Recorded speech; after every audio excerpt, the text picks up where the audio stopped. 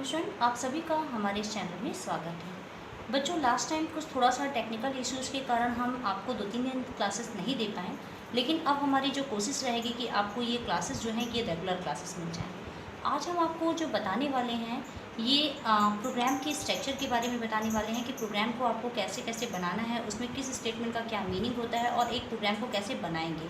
उन सभी चीज़ों के साथ में प्रोग्राम को कैसे रन कराना है, वो सभी चीज़ें आप इस क्लास में आज की देखेंगे। तो आइए, कुछ हमने लास्ट टाइम आपको टॉपिक्स बताए थे। हम हमेशा जब भी क्लास आपकी शुरू करते हैं तो लास्ट टाइम के टॉपिक को एक बार हल्का सा रिवाइज करके ही शुरू करते हैं, जिससे आपको अपना पिछली हुई चीज़ें जो भी आपने देखा था, अगर उसमें कहीं कोई कन्फ्यूज़न हो तो वो आपका क्लियर हो जाए। तो यहाँ पर एक वर्ड आता है आइडेंटिफायर। आइडेंटिफायर में बताया भी गया था कि आइडेंटिफायर क्या होते हैं। नेम्स होते हैं प्रोग्राम में वैसे एलिमेंट्स जिनका यूज़ आप जो है अपने वेरिएबल, फंक्शंस या एरे के नेम को डिसाइड करने के लिए रखते हैं। यानी ऐसे नेम प्रोग्राम में जो जब भी कभी किसी वेरिएबल का नेम, फंक्शन का नेम या एरे का नेम आप जो है रखते हैं तो उस नेम को ही आइडेंटिफायर कहा जाता है। तो आइडेंटिफायर आपके जो होते हैं इसको रखने के लिए कुछ रूल्स होते हैं। यानी कोई भी आपका जो आइडेंटिफायर होगा उसमें आप लेटर्स को, डिजिट को और अंडरस्कोर, इन तीनों का ही यूज़ करके हम वेरिएबल का नाम बना सकते हैं। लेकिन no other special symbols and characters such as, जैसे आप इस तरीके के कोई भी स्पेशल कैरेक्टर्स हों, चाहे वो मल्टीप्लाई का साइन हो, डिवाइड का हो, माइनस का हो, प्लस का हो, या फिर आपका डॉलर का सिंबल हो, इस टाइप में जितने भी हमारे स्पेशल कैरेक्टर्स होते हैं इनका यूज़ कभी भी वेरिएबल या आइडेंटिफायर के नेम में नहीं करना होगा। The first character should be letter and underscore. हमेशा आपका जो भी वेरिएबल का नेम होगा उसका पहला लेटर या तो आपका लेटर होना चाहिए, यानी ए टू जेड में कोई भी चीज़, और इसके अलावा अंडरस्कोर होना चाहिए। आप डिजिट का यूज़ कर सकते हैं लेकिन कभी भी वेरिएबल का नेम किसी भी डिजिट से स्टार्ट नहीं करेंगे। नेक्स्ट आता है variable name is case sensitive. Variable का नेम क्या होता है? केस सेंसिटिव होता है। तो याद रखिएगा, अगर आपने किसी वेरिएबल को आपने कैपिटल में दे रखा है तो उसमें हम जो भी वैल्यू स्टोर करेंगे वो कैपिटल वाला वेरिएबल हमारा अलग माना जाएगा। जबकि सेम नाम का वेरिएबल अगर आप स्मॉल में लेते हैं तो वो आपका अलग होता है। जैसे मान लीजिए 2 नंबर के एडिशन के लिए आपको वेरिएबल चाहिए, तो 2 नंबर के एडिशन के लिए आप ए बी भी ले सकते हैं और केवल ए को भी ले सकते हैं। एक ए मैंने स्मॉल में ले लिया जिसमें हमने 10 स्टोर कर दिया, दूसरा ए हमने कैपिटल में ले लिया जिसमें हमने 20 को स्टोर कर दिया। तो इस तरीके से आप जो है वेरिएबल में कैपिटल और स्मॉल में डिफरेंस करेंगे, इसी को बोला जाता है केस सेंसिटिव। तो जो भी वेरिएबल के नेम होते हैं केस सेंसिटिव, इसको कई बार ट्रू फॉल्स वगैरह में पूछ लिया जाता है। तो याद रखिएगा वेरिएबल नेम कैसे होते हैं? केस सेंसिटिव होते हैं, जिसका मतलब यहाँ पर जब भी कभी सेम नाम का वेरिएबल लेंगे तो ये तीनों वेरिएबल हमारे डिफरेंट माने जाएंगे। रिजर्व वर्ड और कीवर्ड आपको बताया भी गया था। जो हमारे रिजर्व वर्ड होते हैं, जो पहले से कंपाइलर में मौजूद होते हैं, उन वर्ड को कीवर्ड के नाम से जाना जाता है और कोई भी कीवर्ड का यूज़ किसी भी आइडेंटिफायर या वेरिएबल के नेम के लिए नहीं किया जाएगा। जैसे वेरिएबल हमारे क्या है? वेरिएबल का मतलब हुआ कि जब भी कभी जिस भी मेमोरी में आप इंफॉर्मेशन को स्टोर करते हैं तो उस लोकेशन का एक नेम डिसाइड करना ही वेरिएबल कहलाता है। नेक्स्ट टॉपिक आपको बताया गया था कीवर्ड्स। कीवर्ड्स जिन्हें हम रिजर्व वर्ड के नाम से भी जानते हैं। कीवर्ड्स आर प्रीडिफाइंड, यानी ये पहले से बने होते हैं। रिजर्व वर्ड होते हैं जो किसी के कंपाइलर में ऑलरेडी मौजूद होते हैं और इनका मेन जो वर्क होता है ये आपके कंपाइलर को एक मीनिंग प्रोवाइड कराते हैं। जब भी कभी इन वर्ड का आप यूज़ करते हैं तो कंपाइलर समझ जाता है कि इस जगह पर क्या करना है। जैसे आपने लिया इंट है, फ्लोट है, कैर है, ऐसे ही डू हो गया, वाइल हो गया, फॉर हो गया, इफ़ हो गया। मान लीजिए आपको कहीं भी कोई कंडीशन रखनी है, आपने इफ़ लगाया, तो इफ़ क्या है? एक कीवर्ड है जिससे आपका कंपाइलर समझ जाता है कि अब इस इफ़ के बाद दिया गया जो भी स्टेटमेंट है यहाँ पर हम कोई कंडीशन देना चाह रहे हैं। तो इन्हीं वर्ड्स को, यही जो पहले से बने वर्ड हैं, इन्हीं कीवर्ड के नाम से जाना जाता है। और सी के कंपाइलर में जो टोटल वर्ड होते हैं, कीवर्ड होते हैं, वो 32 होते हैं। ये लाइन याद रखिएगा कि सी के कंपाइलर में 32 कीवर्ड्स होते हैं। इनको कई बार पूछा जाता है। अब वो कीवर्ड्स हमारे कौन कौन से हैं? जैसे auto, do, if, static, break, double, int, struct, case, else, long, switch. इनके अलावा char, extern, return, union, const, enum, register, typedef, continue, float, short, unsigned, while, for, signed, volatile. इसके अलावा default, goto, sizeof और void. ये सभी keywords हैं। आप इनका चाहें तो स्क्रीनशॉट ले लीजिए और इन्हें याद रखिएगा।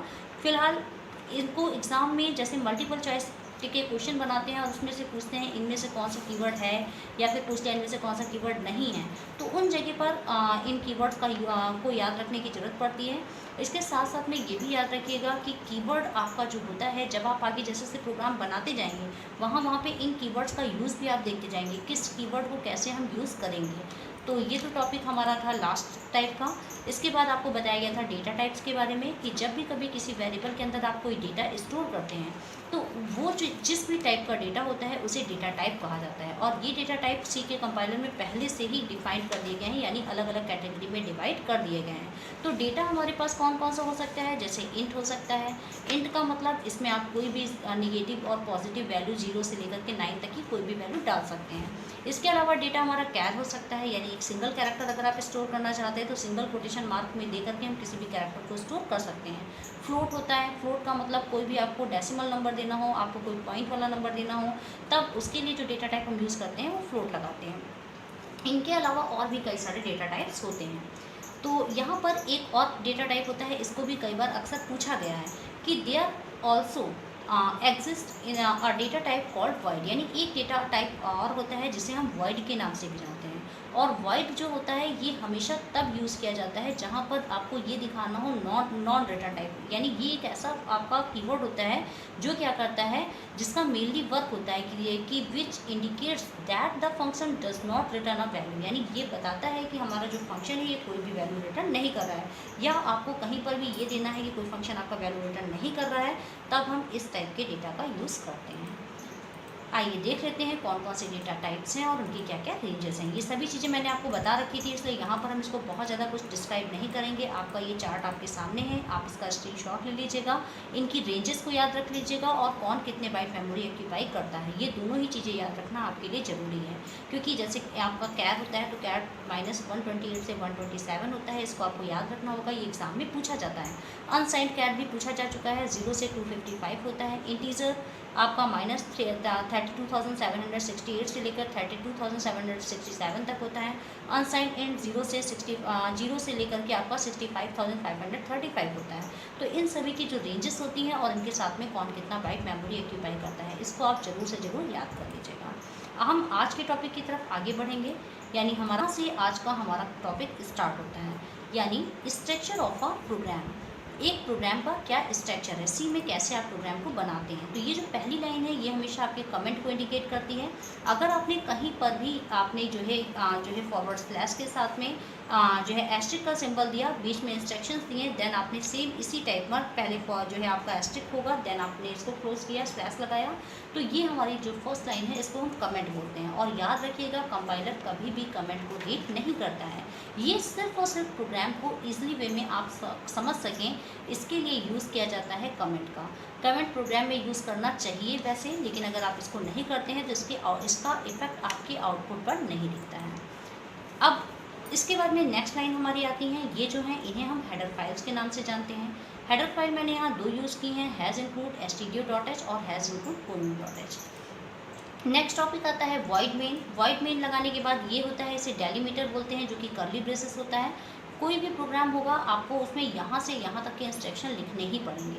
इसके बाद में नीचे जो भी कुछ आप प्रिंट करना चाहते हैं उसे आप प्रिंटफ फंक्शन के अंदर देंगे, यानी कोई भी चीज़ का अगर आप आउटपुट चाहते हैं कि आपकी स्क्रीन पे वो शो हो तो उसके लिए आप प्रिंटफ फंक्शन लगाएंगे और इन डबल कोटेशन मार्क में जो भी कुछ आप टाइप करके प्रिंट कराना चाहते हैं उसको यहाँ पे टाइप कर दीजिए, देन फंक्शन को क्लोज करिए और सेमी कॉलन लगाइए। सेमी कॉलन लगाया जाता है स्टेटमेंट की क्लोजिंग के लिए। जब हमारी एक स्टेटमेंट क्लोज होती है तब हम सेमी कॉलन लगाते हैं। याद रखिएगा कई बार बच्चे क्या करते हैं, वॉइड मेन के बाद सेमी कॉलन लगा देते हैं। तो सेमी कॉलन स्टेटमेंट की एंडिंग पे लगाया जाता है। यहाँ हमारा स्टेटमेंट ओपन हो रहा है, यहाँ आपने देखा होगा डेलीमीटर ओपन हो रहा है, डेलीमीटर ओपन होने के पहले कभी भी हम सेमी कॉलन नहीं लगाएंगे। इसके बाद गेट ch लिखा, इसको लगाया और फिर आपने डेलीमीटर को क्लोज किया और लास्ट में आपने क्या कर दिया, ये आपका पूरा एक कंप्लीट प्रोग्राम बन गया। तो ये तो हमारा हो गया स्ट्रक्चर ऑफ अ प्रोग्राम, यानी एक प्रोग्राम हम कैसे लिखते हैं। अब इनमें किसको क्या कहते हैं इनको समझना है, यानी अगला टॉपिक हमारा आता है कमेंट। तो बच्चों कमेंट क्या है, the first line starting with the character, यानी आपने देखा कि ये जो भी मैंने आपको एक प्रोग्राम बनाया था इसमें जो सबसे पहली लाइन है वो लाइन आपकी स्टार्ट हुई थी किस कैरेक्टर के साथ में, वहाँ पे स्लैश लगा हुआ था और एस्ट्रिक लगा था, and ending with the character, और वहाँ पे एंडिंग के समय पे क्या लगा हुआ था, यहाँ पे एस्ट्रिक का एक सिंबल भी होगा, ending with the character asterisk this. यानी आपने स्लैश लगाया, एस्ट्रिक लगाया, फिर स्लैश लगाया। जब भी आपको कमेंट देना होगा तो स्टार्टिंग के समय हमें ये वाला कैरेक्टर देना होगा और एंडिंग यही चीज़ आपने देखा भी था। वहाँ मैंने कमेंट लगाते समय पहले स्लैश लगाया था, फिर स्टार्टिंग लगाया था, फिर लिखा था माई फर्स्ट प्रोग्राम इन सी, और उसके बाद में एस्ट्रिक देन स्लैश लगा हुआ था। तो ये जो पहली लाइन है ये हमारी किसको इंडिकेट करती है? कमेंट्स को। Comment are important but they help in documenting program the compilers ignore comment. याद रखिएगा कि जो आपका कमेंट होता है ये कमेंट हमेशा हमें हेल्प करता है प्रोग्राम के डॉक्यूमेंटिंग के लिए, यानी प्रोग्राम को समझने के लिए। लेकिन जो आपका कमेंट होता है इस कमेंट को प्रोग्राम का जो है कंपाइलर क्या करता है? इग्नोर कर देता है, यानी कंपाइलर इस कमेंट वाली लाइन को रीड नहीं करता है।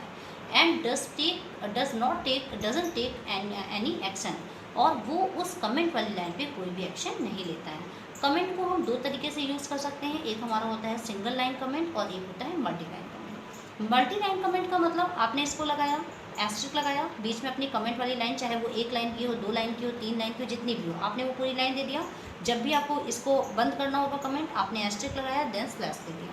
तो वहाँ से वहाँ तक की लाइनों को कंपाइलर रीड नहीं करेगा। लेकिन जो सिंगल लाइन कमेंट होगा, इस सिंगल लाइन कमेंट को कंपाइलर जो है नेक्स्ट वाली लाइन को कंपाइलर्स के बाद की रीड कर लेता है। यानी जिस भी लाइन में आपने डबल स्लैश ऐसे दे दिया और आपने जो भी कुछ लिखा, तो इस लाइन को तो कंपाइलर इग्नोर करेगा, लेकिन इसके जस्ट बाद वाली लाइनों को कंपाइलर क्या करेगा? रीड कर लेगा।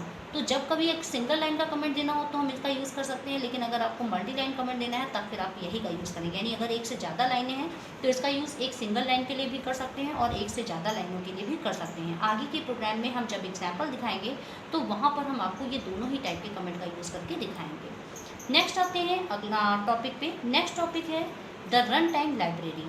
यानी रन टाइम लाइब्रेरी कुछ हमारी ऐसी फाइलें होती हैं जिनको आप जो है लिखते हैं और लिख करके प्रोग्राम की स्टार्टिंग करते हैं। तो the run time library is the file containing one और more pre written program to perform specific commonly used functions.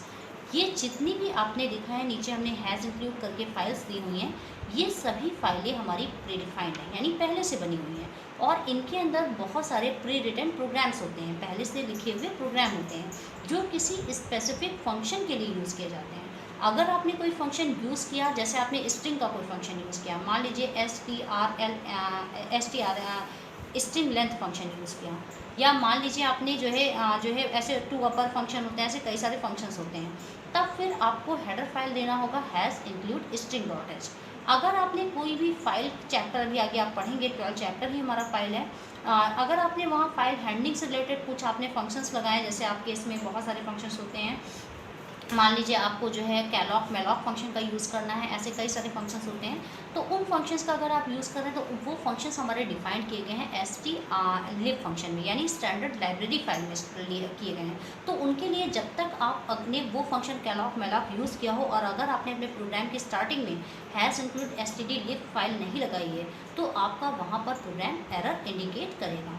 Same as अगर आप मैथ का कोई फंक्शन यूज़ कर रहे हैं, जैसे आपने साइन कॉस ऐसे करके कई सारे फंक्शन हैं जो प्रीडिफाइंड है, उनमें से किसी फंक्शन का यूज़ अपने प्रोग्राम में यूज़ किया, बनाया, तो फिर आपको उसके लिए हेडर फाइल यूज़ करनी पड़ेगी हैज़ इंक्लूड नोएट डॉट एच। सेम एज आपने लिया hash include conio dot H, तो कोनियो डॉट एच में जैसे आपके गेट के फंक्शन हो गया, गेट सी एच हो गया, गेट सी एच ई हो गया, पुट कैर हो गया, गेट कैर हो गया, ऐसे कई सारे फंक्शन हैं जो इस फाइल के अंदर बने हैं। तो उनमें से अगर आप कोई फंक्शन यूज़ करते हैं तो फिर हमें हेडर फाइल यूज़ करनी होती है hash include conio dot H. और सेम एज आपका होता है hash include stdio dot H, यानी standard input output, information input करने के लिए, आउटपुट करने के लिए कुछ हमारे जो फंक्शंस होते हैं वो आपके इस फाइल में बने होते हैं, जैसे आपने प्रिंट एफ है, स्कैन एफ है, ऐसे कई सारे हमारे फंक्शंस होते हैं जिनको इन फाइल में डिफाइंड किया गया है।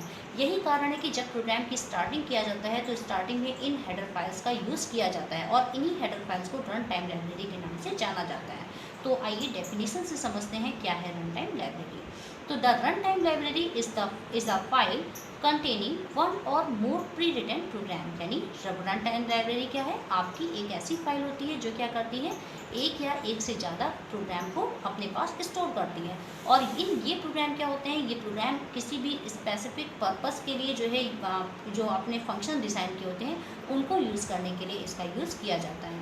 तो each of these run time library files contain codes for performing function such as input output memory management. यानी ये जितनी भी हमारी रन टाइम लाइब्रेरी हैं ये क्या करती हैं, कुछ इनपुट आउटपुट फंक्शंस को परफॉर्म करने के लिए यूज़ की गई होती हैं, मैथमेटिकल ऑपरेशंस के लिए, स्ट्रिंग मैनिपुलेशंस के लिए। ऐसे करके कई सारे जो है हमारे जो है स्पेशल वर्क होते हैं या स्पेशल आपके जो है टास्क होते हैं जिनके लिए इन फंक्शन का हम यूज़ करते हैं। The header file containing information the compiler needs to perform the such operation।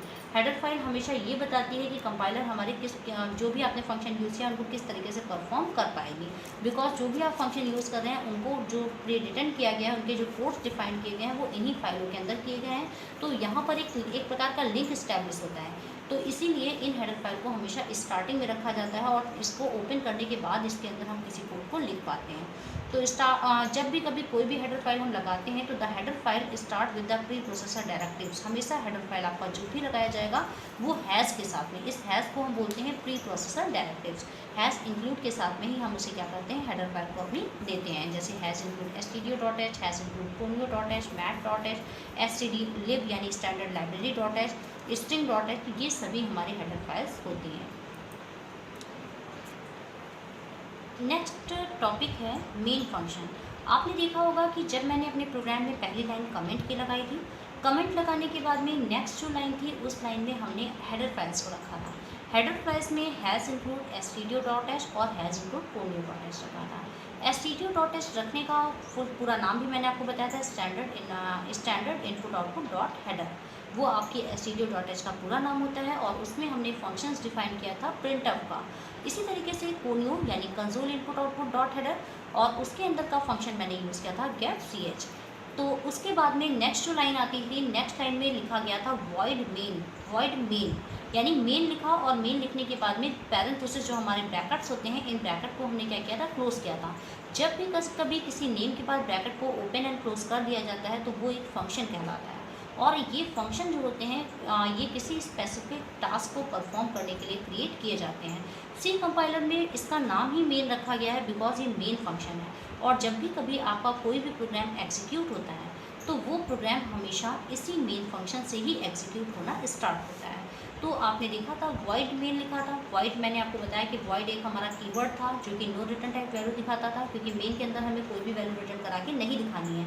और ये return type, no return type, ये सभी चीज़ें आगे जब हम आपको फंक्शन चैप्टर पढ़ाएंगे जो कि हमारा चैप्टर नंबर 6 है, तो वहाँ पर आप बिल्कुल बेफिक्र रहिए, वो एकदम आपको क्लियर हो जाएगा। लेकिन अभी यहाँ पर हम आपको जो बताने जा रहे हैं कि एक प्रोग्राम कैसे इंस्ट्रक्शन हम दे रहे हैं, कैसे हम बना रहे हैं, उन चीज़ों को समझना ज़रूरी है। तो मेन फंक्शन क्या है, all C language programs must have a function main. यानी जितने भी हमारे पास सी लैंग्वेज में प्रोग्राम्स होते हैं उन सभी के पास एक फंक्शन होता है जिसे क्या कहा जाता है, मेन फंक्शन कहा जाता है। तो main function is the entry point of a C language program. यानी मेन जो फंक्शन होता है वो क्या है, आपकी सी लैंग्वेज का एंट्री पॉइंट है। जब भी आपका जो प्रोग्राम होता है, जब आप उसको कंपाइल करते हैं और जब वो एग्जीक्यूशन स्टार्ट होता है तो वो एग्जीक्यूशन स्टार्ट हमेशा मेन फंक्शन से ही होता है। यानी जो हमारा कंपाइलर होता है वो ट्रेस करता है फंक्शन मेन कहाँ पर है और उस मेन फंक्शन के बाद जाने के बाद उसके एक एक स्टेटमेंट को वो एग्जीक्यूट करना शुरू कर देता है। तो it is a point at which execution of a program is started. जो ये एक ऐसा पॉइंट होता है जो बताता है कि हमारा एग्जीक्यूशन कहाँ से स्टार्ट हो रहा है। तो ये तो बच्चों मेन फंक्शन था। उसके बाद में मेन फंक्शन के बाद में आपने देखा था कि हमने इस टाइप का एक ब्रेस लगाया था जिसे हमने कहा था डेलीमीटर्स, क्योंकि ये जो कर्ली ब्रेसेस होता है इसे डेलीमीटर के नाम से जाना जाता है। तो देयर आर कर्ली ब्रेसेस, ये जो हमारे डेलीमीटर्स होते हैं ये क्या होते हैं, कर्ली ब्रेसेस होते हैं to the beginning and ending of the body of a function. जो आपके फंक्शन, जो भी आपने फंक्शन लगाया है उसकी बॉडी को बताते हैं कि फंक्शन हमारा कहाँ से स्टार्ट हो रहा है, कहाँ पर ख़त्म हो रहा है। उसकी बॉडी के लिए इसमें इस डेलीमीटर का यूज़ किया जाता है। तो द ओपनिंग ब्रेसेस, जो ओपन करते हैं, तो ओपन करते समय हमें जो ब्रेस लगाना होता है कर्ली वाला, वो ये ब्रेस होता है। मीन्स द ओपनिंग ब्रेस हमारा कौन सा होता है, ये वाला होता है। एंड द क्लोजिंग ब्रेसेस, जो क्लोजिंग ब्रेसेस लगता है वो ये वाला होता है। Use to indicate the body of the program और फंक्शन, जो क्या करेगा, आपके प्रोग्राम का जो बॉडी होती है फंक्शन की, उसको इंडिकेट कराने का काम करता है। नेक्स्ट टॉपिक आता है program statement. A statement is a command given to the computer to task specific action such as print, scanner or collect input etc. यानी जब भी कभी प्रोग्राम में आप कोई भी जो है एक्शन परफॉर्म करते हैं, जैसे आपने एक प्रिंटअप लाइन ले लिया या एक स्कैनअप ले लिया या कोई भी इनपुट एक्शन ले लिया, तो जहाँ पर हमारा आपका एक टॉपिक कंप्लीट होता है, एक लाइन आपकी कंप्लीट हो जाती है, तो कंप्लीट होने को ही हम इसका जो है स्टेटमेंट के नाम से जानते हैं। तो computer program is made up of a series of statement, और जो हमारे पास कंप्यूटर में प्रोग्राम होते हैं वो कई सारे स्टेटमेंट की एक सीरीज से मिलकर के बने होते हैं। अब यहाँ पे स्टेटमेंट क्या हो गया, जैसे आपने इंट लिया, इंट लेने के बाद ABC लिया, एक स्टेटमेंट हमारी हो गई। फिर अगली बार आपने प्रिंटअप लिया, एंटर एनी नंबर दिया, वो हमारी अगली स्टेटमेंट हो गई। नेक्स्ट मैंने क्या किया, स्कैनअप ले लिया, स्कैनअप में सारे वैल्यूज़ स्टोर किया, वो हमारी नेक्स्ट स्टेटमेंट हो गई। इसी तरीके से जितनी भी चीज़ें आप नेक्स्ट नेक्स्ट करके देते जाते हैं वो सभी एक एक स्टेटमेंट कहलाती हैं। और ये प्रोग्राम जो एक बनता है वो कलेक्शन ऑफ स्टेटमेंट्स बनता है या सीरीज ऑफ स्टेटमेंट बनता है, उसे स्टेटमेंट के नाम से जाना जाता है। नेक्स्ट टॉपिक है बेसिक इनपुट आउटपुट स्टेटमेंट्स। अभी इससे पहले मैंने आपको बताया था स्टेटमेंट्स होती क्या हैं। प्रोग्राम में जो भी आप जो है प्रिंटअप लिखते हैं, स्कैनअप लिखते हैं या इस टाइप की जो भी लाइंस आप देते हैं उन्हें हम स्टेटमेंट्स बोलते हैं। और स्टेटमेंट की एंडिंग में हमेशा सेमीकोलन लगता है सी लैंग्वेज के प्रोग्राम में। तो यहाँ पर कुछ बेसिक इनपुट आउटपुट स्टेटमेंट्स हैं। इन इनपुट आउटपुट स्टेटमेंट्स में कुछ फंक्शंस आते हैं। तो ये स्टेटमेंट कौन कौन सी होती हैं, जैसे there are mainly library functions available for input output devices, यानी इन कुछ यहाँ पे लाइब्रेरी ऐसे फंक्शंस होते हैं जिनका यूज़ जो है किया जाता है प्रोग्राम को में इनपुट या आउटपुट ऑपरेशंस को परफॉर्म करने के लिए। इन इनपुट आउटपुट फंक्शंस में आते हैं console input output functions, disk input output functions, port input output functions, ये सभी हमारे इनपुट आउटपुट फंक्शंस आते हैं। तो आइए जानते हैं ये है क्या। हमारा टॉपिक है कंसोल इनपुट आउटपुट फंक्शन। ये जो कंसोल इनपुट आउटपुट फंक्शन जिसके लिए आप लगाते हैं हैश इनपुट conio.h, ये आपकी एक हेडर फाइल होती है जिसको हमें अपने प्रोग्राम के स्टार्टिंग में लगाना होता है। कंसोल इनपुट आउटपुट फंक्शन को अगर क्लासीफाइड किया जाता है तो कंसोल इनपुट आउटपुट फंक्शन दो प्रकार के होते हैं। एक होता है जिसे कहा जाता है फॉर्मेटेड इनपुट आउटपुट फंक्शन, और इसके अलावा कुछ फंक्शंस होते हैं जिन्हें कहा जाता है unformatted input output functions. Formatted input output functions में दो फंक्शंस आते हैं, जैसे प्रिंटफ है, स्कैनअप है। ये फंक्शंस हमारे फॉर्मेटेड इनपुट आउटपुट फंक्शंस में आते हैं। और अनफॉर्मेटेड इनपुट आउटपुट फंक्शंस में get C H, get C H E, get char, gets, put C H, ये सभी फंक्शंस आपके आते हैं। पुट्स, ये सभी फंक्शन आते हैं अनफॉर्मेटेड इनपुट आउटपुट फंक्शंस में। बच्चों, ये जो आपका स्कैनअप है, प्रिंटअप है, इनके साथ में हमें यूज़ करना पड़ता है फॉर्मेट स्पेसिफायर।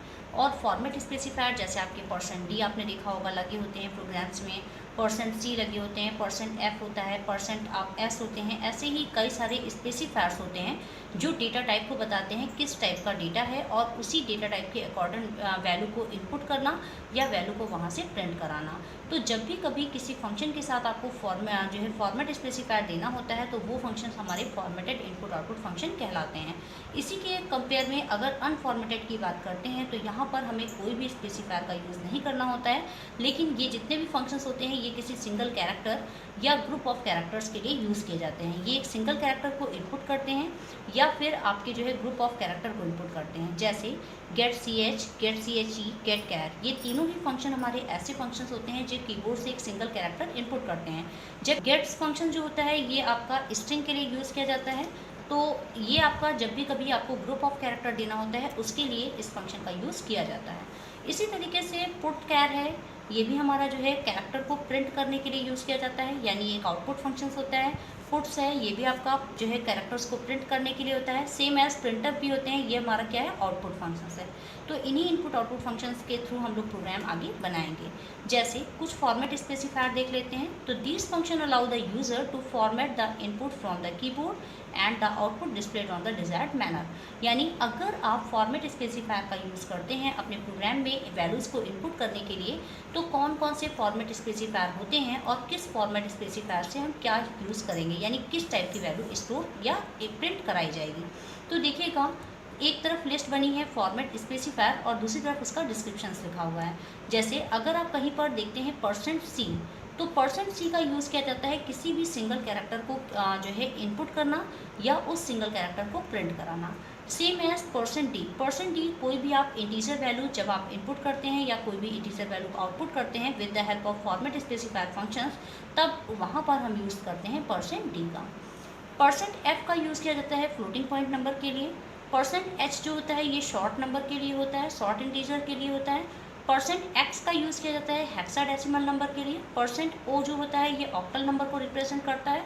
%s का यूज़ किया जाता है स्ट्रिंग के लिए। स्ट्रिंग का मतलब होता है ग्रुप ऑफ कैरेक्टर्स। और %ld लॉन्ग इंटीजर के लिए यूज़ किया जाता है। %lf डबल के लिए यूज़ किया जाता है। %lu लॉन्ग अनसाइंड के लिए यूज़ किया जाता है और %u अनसाइंड के लिए यूज़ किया जाता है। तो ये सभी फॉर्मेट स्पेसिफायर को आपको याद रखना होगा। हालांकि ये कोई याद करने वाली चीज़ नहीं है। जब आप प्रोग्राम बनाते जाते हैं तो ये सब आपको कॉन्सेप्ट भी समझ में आता जाता है और आपको याद भी होता जाता है। लेकिन फिर भी याद रखिए, यहाँ से भी एक एक नंबर के जो आपके 14 मार्क्स होते हैं स्टार्टिंग के, उसके क्वेश्चन यहाँ से पूछे जा सकते हैं। जैसे उन्होंने मान लीजिए ऐसे करके कुछ पूछ लिया कि हेक्सा के लिए कौन सा फॉर्मेट स्पेसिफायर होता है, तो वहाँ पर हेक्सा के लिए हमारे पास फॉर्मेट स्पेसिफायर %x होता है। या %u किस चीज़ को इंडिकेट करता है, तो ये अनसाइंड को इंडिकेट करता है। लॉन्ग इंटीजर के लिए आपका फॉर्मेट स्पेसिफायर क्या होता है, ld होता है। तो ये सभी हमारे फॉर्मेट स्पेसिफायर्स हैं। नेक्स्ट टॉपिक प्रिंटफ और स्कैनफ फंक्शंस क्या है। प्रिंटफ फंक्शन क्या है?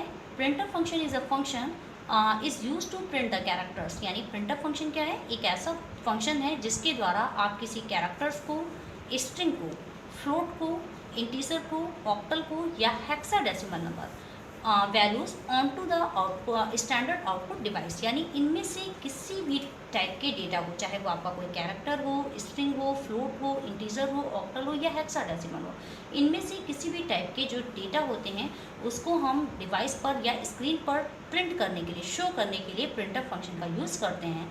We use printf function with format specifier. जब हम प्रिंटफ फंक्शन का यूज़ करेंगे तो हमें कुछ फॉर्मेट स्पेसिफायर लगाने होंगे, जैसे %d, जैसे %d या फिर %c हो गया या फिर %s हो गया। तो यहाँ एक एग्जांपल से देखें, जैसे %d आपने लगाया तो %d का यूज़ किस लिए किया जाता है? To display the value of an integer variable. यानी इंटीजर वेरिएबल की वैल्यू को डिस्प्ले कराने के लिए। मान लीजिए कहीं पर हमने अपने प्रोग्राम बनाया और वहाँ पर हमने लिखा int x is equal to 5। अब हमने x की वैल्यू दे दिया है 5, लेकिन x की वैल्यू जो 5 दिया है उसको हम प्रिंट करना चाहते हैं। तो प्रिंट डायरेक्टली आप ऐसे प्रिंटफ में नहीं करेंगे। प्रिंट करने के लिए आपको ये पूरा सिंटेक्स लिखा है ये लिखना पड़ेगा। यानी आपको प्रिंटफ देना होगा, फिर डबल कोटेशन में जो भी आपका स्पेसिफायर है वो स्पेसिफायर देते हैं और उसके बाद में आप अपना वेरिएबल देंगे जिसकी वैल्यू आप प्रिंट करना चाहते हैं। तो ये क्या करेगा, आपकी इस वेरिएबल के अंदर जो वैल्यू है उसको स्क्रीन पर डिस्प्ले कराएगा। ये काम होता है फॉर्मेट स्पेसिफायर का। सेम एज मान लीजिए आपको कुछ टेक्स्ट प्रिंट करना है, आप चाहते हैं आपकी स्क्रीन पे वेलकम लिख करके आ जाए, तो आपने नॉर्मली लिखा प्रिंट अप और अंदर आपने वेलकम दे दिया। तो ये जितनी भी चीज़ें आप इस कोटेशन मार्क के अंदर, डबल कोटेशन के अंदर देंगे, जो कुछ आप यहाँ पे लिखेंगे वो एज इट इज़ आपकी स्क्रीन पर डिस्प्ले हो जाएगा। ये था print up function. Scanf function just opposite होता है प्रिंटफ फंक्शन के। ये बिल्कुल अपोजिट काम करता है। जैसे the scanf function does the opposite of the printf function. ये क्या है, आपके प्रिंटफ फंक्शन के जस्ट अपोजिट होता है, यानी इसी का उल्टा होता है। जैसे प्रिंटफ का काम होता है स्क्रीन पे इंफॉर्मेशन डिस्प्ले करना, लेकिन स्कैनफ का काम क्या होता है, इस वेरिएबल के अंदर वैल्यू को स्टोर करना। प्रिंटफ क्या कर रहा है, वेरिएबल के अंदर स्टोर्ड वैल्यू को दिखा रहा है, लेकिन स्कैनफ क्या करेगा, वैल्यू को इसके अंदर स्टोर करने का काम करेगा। तो it reads formatted data from the stdin। यानी ये क्या करेगा, स्टैंडर्ड इन जो है यहाँ से जो भी डेटा है उसको वेरिएबल के अंदर स्टोर करने का काम करेगा। stdin आप देखते हैं ऊपर लगाते हैं stdio, तो इसमें आपकी ये जो हेडर फाइल होती है स्टैंडर्ड इन, ये क्या करती है, डेटा को इनपुट कराने का काम करती है। तो standard input stream which is usually keyboard and send to the memory of the CPU।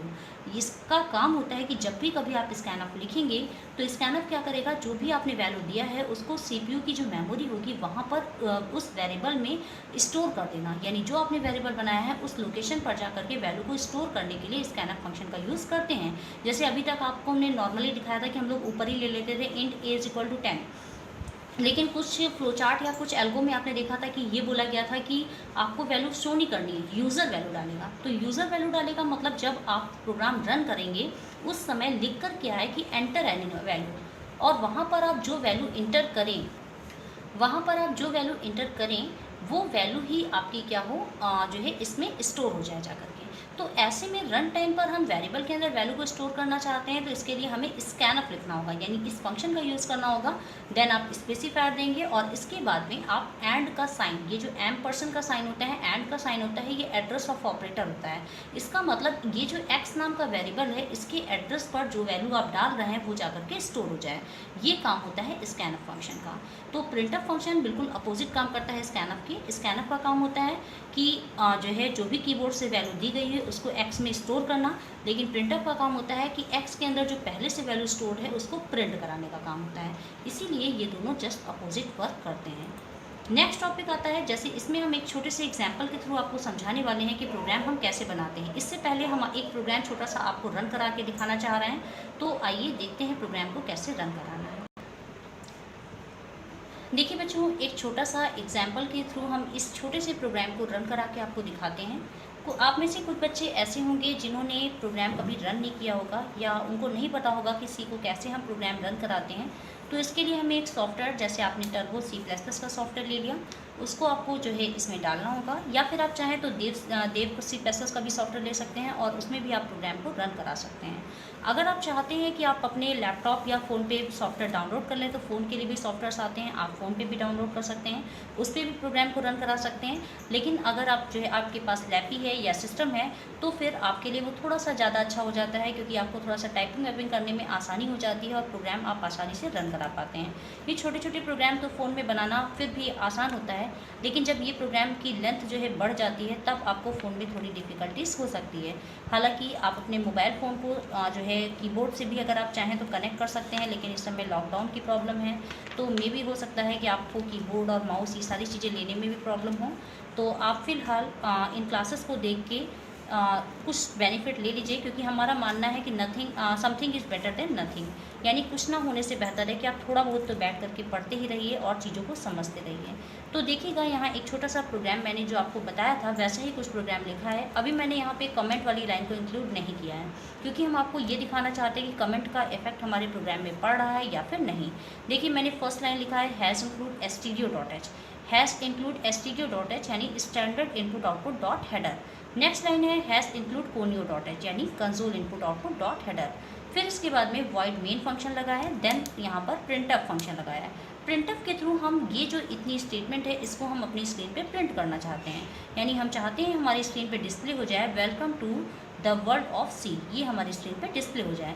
इसलिए हमने इसको यहाँ पर लिख रखा है डबल कोटेशन मार्क में, इसको क्लोज किया है, फिर जो है सेमी कॉलन लगाए। याद रखिएगा, सेमी कॉलन हम स्टेटमेंट के एंडिंग पे लगाते हैं। जैसे ये स्टेटमेंट हमारी यहाँ पे ख़त्म हो रही है तो यहाँ सेमी कॉलन लगाए, ये स्टेटमेंट हमारी यहाँ ख़त्म हो रही है यहाँ स्टेटमेंट लगाए, लेकिन मेन फंक्शन के आगे यहाँ पर सेमी कॉलन नहीं लगाएंगे, बिकॉज यहाँ पर हमें स्टेटमेंट शुरू करना है।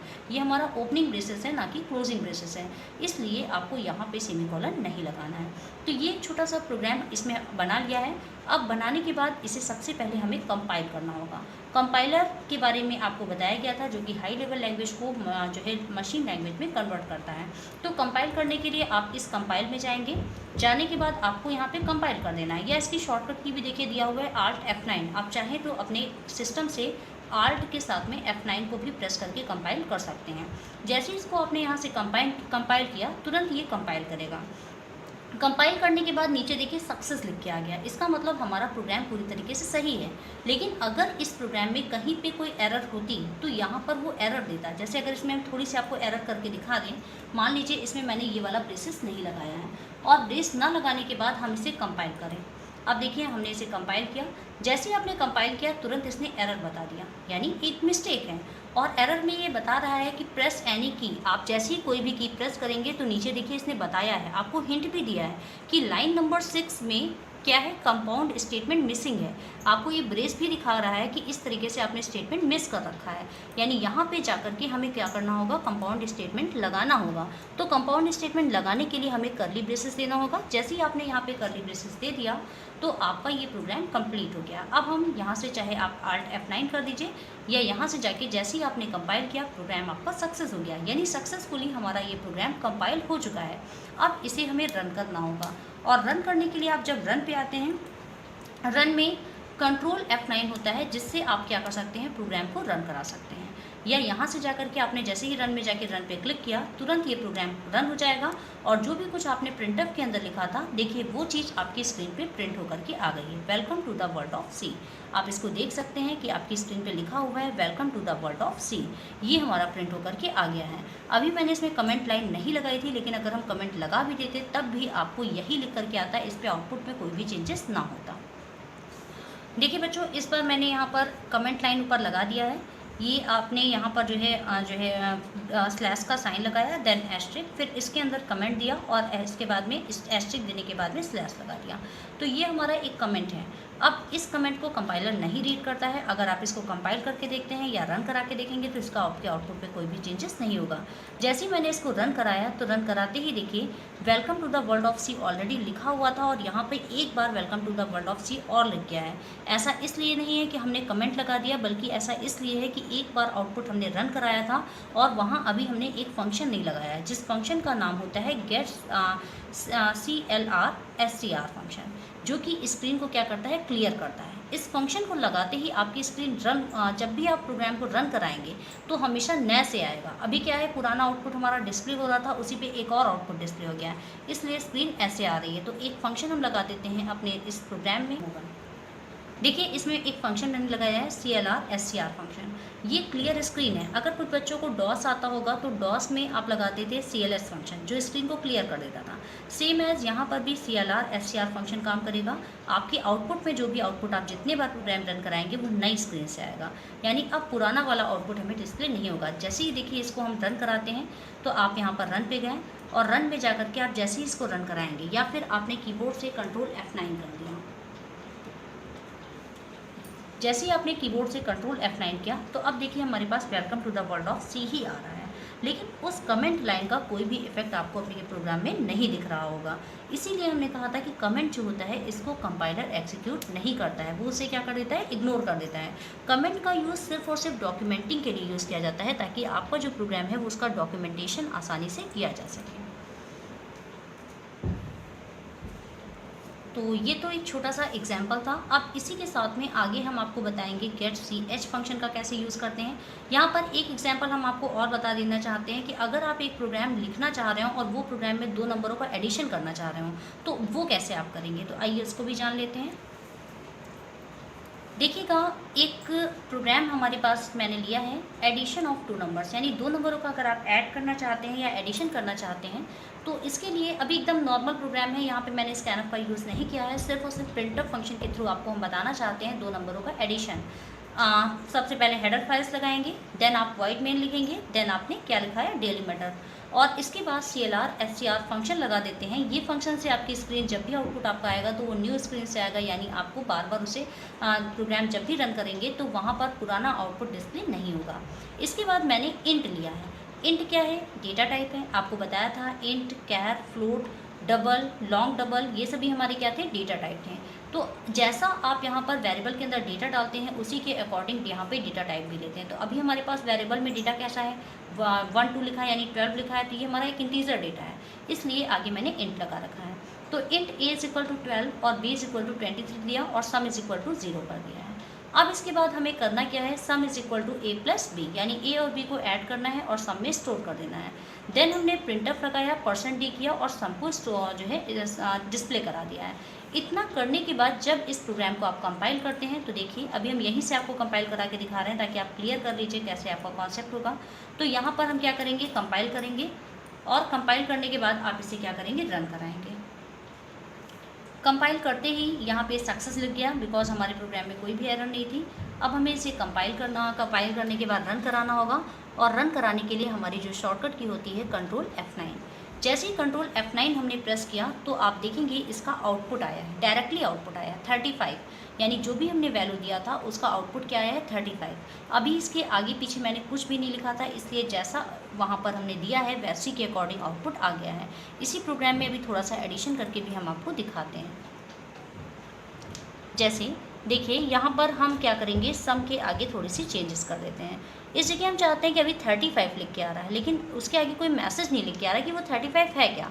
अगर यहाँ हम टाइप कर दें सम और इसके बाद में इक्वल, यहाँ हमने टाइप कर दिया सम इक्वल। अब इसको जब आप रन कराएंगे तो रन कराने पर आपके पास में जो आउटपुट आएगा वो output sum is equal to 35 आएगा। आप देखिएगा यहाँ पे जो भी हमारा आउटपुट आएगा वो सम इक्वल 35 आएगा।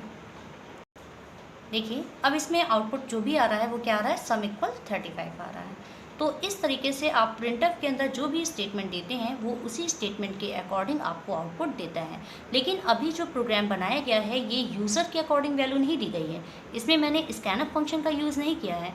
स्कैनअप फंक्शन के थ्रू कैसे दो नंबरों का एडिशन करते हैं वो भी इसी प्रोग्राम में आप देखेंगे। देखिए बच्चों, इस बार मैंने इसमें एक लाइन और इंक्लूड कर दी है अपने प्रोग्राम में। ये भी हमारा प्रोग्राम दो नंबरों का एडिशन है। सब कुछ वैसे ही header files, main function, delimiter, CLR, SCR function भी दे रखा है। लेकिन इसके बाद में इंट A, B और सम इक्वल 0, इससे पहले वाले प्रोग्राम में इसी जगह वैल्यू को भी इनिशियलाइज कर दिया था। यानी A इक्वल हमने जो भी वैल्यू हमें देना था वो मैंने दिया था और B में जो भी वैल्यू आपको देना था वो इसी जगह आपने वैल्यू दे दिया था। बट इस बार हमने A और B की वैल्यू को नहीं डिफाइन किया है। यानी जब ये प्रोग्राम रन होगा उस समय हमें A और B की वैल्यू देनी होगी। तो इसके लिए हमें लगाना पड़ा एक फंक्शन जिसका नाम है स्कैनअप। स्कैनअप लगाया, फिर यहाँ पर %d और %d, दो बार %d इसलिए दिया गया है क्योंकि वेरिएबल में जो वैल्यू स्टोर करनी है वो कितनी है, 2 है। इसलिए 2 बार हमें %d, जितने आपके वेरिएबल में वैल्यू स्टोर किए जाएंगे उतने ही बार आपको यहाँ %d देना होगा। और इसके बाद में जिस सीक्वेंस में ये लिखा है इस सीक्वेंस को याद रखिएगा, डबल कोटेशन मार्क बंद करेंगे, कॉमा लगाएंगे, M% का साइन देंगे, फिर A, कॉमा M% का साइन B। M% का साइन क्योंकि ये एड्रेस ऑफ ऑपरेटर होता है, इसका मतलब A की लोकेशन में जो भी वैल्यू डाले वो उस एड्रेस पे स्टोर हो जाए और यहाँ से जो वैल्यू आप कीबोर्ड से इनपुट करेंगे वो B में जाकर के स्टोर हो जाएगी। तो इस वाली लाइन से क्या होगा, जो आप कीबोर्ड से वैल्यू डालेंगे वो इन वेरिएबल्स में स्टोर होगी। अभी हमने ऊपर कोई भी मैसेज लाइन नहीं लगाया है, हम एक एक लाइन आपको समझाना चाह रहे हैं कि इस लाइन का क्या मतलब है। इसलिए इसको बिल्कुल आप कंसंट्रेट होकर के समझिएगा, अदरवाइज ये लाइन एक भी आपने वर्ड या एक भी सीक्वेंस आपने स्किप कर दिया या आपने थोड़ा भी कंसंट्रेशन यहाँ से हटाया तो ये कॉन्सेप्ट आपको समझ में नहीं आएगा। इसलिए हमारी आप सभी से गुजारिश है कि इसे ध्यान से देखिएगा। तो देखिए ये इतना प्रोग्राम बनाने के बाद इस प्रोग्राम को जब हम कंपाइल करके रन कराएंगे तो कैसे हमारा जो है ये प्रोग्राम आउटपुट देता है। Alt F9 किया, Alt F9 करने से प्रोग्राम सक्सेसफुल हो गया, सक्सेस हो गया, यानी इसमें कोई भी एरर नहीं है। अब इसे हमें कंपाइल करना होगा। जैसे इसको कंपाइल किया, अभी तक क्या हो रहा था, कंपाइल करते ही रिजल्ट आ जा रहा था, लेकिन इस बार कंपाइल करते ही रिजल्ट नहीं आ रहा है। क्यों? क्योंकि आपने वहाँ पे फंक्शन लगा रखा है स्कैनअप, और आप उस स्कैनअप फंक्शन का मतलब है हम कीबोर्ड से कोई दो वैल्यू देंगे, एक वैल्यू A में स्टोर करेगा और दूसरा B में। जब तक आप यहाँ पर वैल्यू नहीं डालेंगे तब तक ये स्क्रीन हमारी रुकी रहेगी। तो जैसे मान लीजिए यहाँ पर मैंने पहला फंक्शन डाल दिया, पहली वैल्यू डाल दिया जो है, मान लेते हैं वही प्रीवियस वैल्यू ही ले लेते हैं। पहला मैंने A के लिए दे दिया 12 और 12 देने के बाद इंटर किया, इंटर करने के बाद B के लिए हमने दे दिया 23 देने के बाद जैसे ही आपने एंटर किया, देखिए तुरंत आपके पास आ गया सम इज इक्वल टू 35। तो ये हमारा आउटपुट आ गया। लेकिन इस जगह पर जब आपने ये प्रोग्राम कंपाइल किया था, कंपाइलेशन के समय ऊपर कोई मैसेज नहीं दे रहा था कि हमें करना क्या है। तो इसके लिए भी है कि अपने प्रोग्राम में आप एक मैसेज भी डाल सकते हैं कि जब प्रोग्राम आपका रन हो तो ये बता दे कि आपको करना क्या है इस जगह। तो एक लाइन हम इसमें और इंक्लूड करते हैं और आपको प्रोग्राम बताते हैं। देखिए इसमें मैंने एक मैसेज लाइन और इंक्लूड किया है। अब इस मैसेज लाइन का क्या मतलब होगा, जैसे आपने लिया है इंट A, B और सम इक्वल 0, यानी A और B की वैल्यू नहीं डाली है क्योंकि ये A और B की वैल्यू यूज़र जब प्रोग्राम को रन करेगा उसी समय पर जो भी वैल्यू वो देना चाहे वो दे सकता है। फिर इसके बाद प्रिंटफ लगाया, enter the values of 2 variables, यानी यहाँ एक हमने मैसेज डाला है कि आपको करना क्या है, 2 वेरिएबल के लिए जो है वैल्यू को इनपुट कराना है। और नीचे स्कैनअप किया, स्कैनअप करने के बाद %d और M%A, M%B। इसके बाद में सम इज इक्वल टू A+B लगाएंगे, प्रिंटअप करेंगे और इस प्रोग्राम को हमें रन कराना होगा। तो इसे रन करा के देखते हैं क्या इसका आउटपुट आएगा। देखिए इसको कंपाइल करते ही ये प्रोग्राम हमारा सक्सेसफुली कंपाइल हो गया है। अब इसे हमें रन कराना होगा। जैसे इसको हमने रन किया तो अभी तक यहाँ पे इससे पहली वाली स्क्रीन में आपने देखा था कि वहाँ पे स्क्रीन हमारी स्टॉप थी, लेकिन हमें ये नहीं समझ में आ रहा था कि हमें करना क्या है। लेकिन ऊपर एक प्रिंटअप लाइन देने से अब ये मैसेज दे रहा है। प्रिंट करा दिया है इसने कि enter the values of two variable. मतलब इस वाली लाइन को पढ़ करके हमें ये समझ में आ जाएगा कि हमें यहाँ क्या करना है, दो वैल्यू हमें एंटर करनी है, दो वेरिएबल के लिए हमें क्या करना है, वैल्यूज़ को एंटर करना है। तो enter the values of two variable, यानी दो वेरिएबलों के लिए हमें इस जगह पर वैल्यू इनपुट करनी है। मान लीजिए एक वेरिएबल के लिए हमने वैल्यू दे दिया 10, आप चाहें तो इसको इंटर करके नीचे भी दे सकते हैं या फिर उसी जगह आप देते हैं तो भी आप दे सकते हैं। एक वेरिएबल के लिए हमने वैल्यू दे दिया है 10 और 10 देने के बाद में हमने यहाँ पर क्या किया, इंटर किया। दूसरे वेरिएबल के लिए मान लीजिए मैंने वैल्यू दे दिया है 20 और 20 करने के बाद में भी हमने इनपुट कर दिया। जैसे ही आपने किया enter the value of two variables में दो वेरिएबल की वैल्यू दिया और देने के बाद में आपने क्या किया, जैसे ही इंटर किया तुरंत इसने आपको दोनों का आउटपुट दे दिया है। यानी 10 और 20 वैल्यू डालते ही हमारे पास आउटपुट 30 आ गया है। अब जितनी बार आप प्रोग्राम रन कराएंगे आप कोई भी वैल्यू यहाँ पर दे करके इसे एग्जीक्यूट करा सकते हैं। तो ये तो हमारा था दो नंबरों, दो वेरिएबल की वैल्यू को कैसे हम प्रिंट कराएंगे। आप चाहें तो इस प्रोग्राम का स्क्रीनशॉट ले लीजिए और इसके बाद में इसके आगे की क्लास में हम इससे जो है इन्हीं टाइप के कई सारे प्रोग्राम होंगे जिनको एग्जीक्यूट करा के आपको दिखाएंगे। साथ ही साथ आपको गेट CHE और गेट कैर के बीच में डिफरेंस भी बताएंगे, क्योंकि वो एक इंपॉर्टेंट टॉपिक है जिसको एग्जाम में कई बार पूछा जा चुका है। तो आज के लिए इतना ही रखते हैं। Thank you.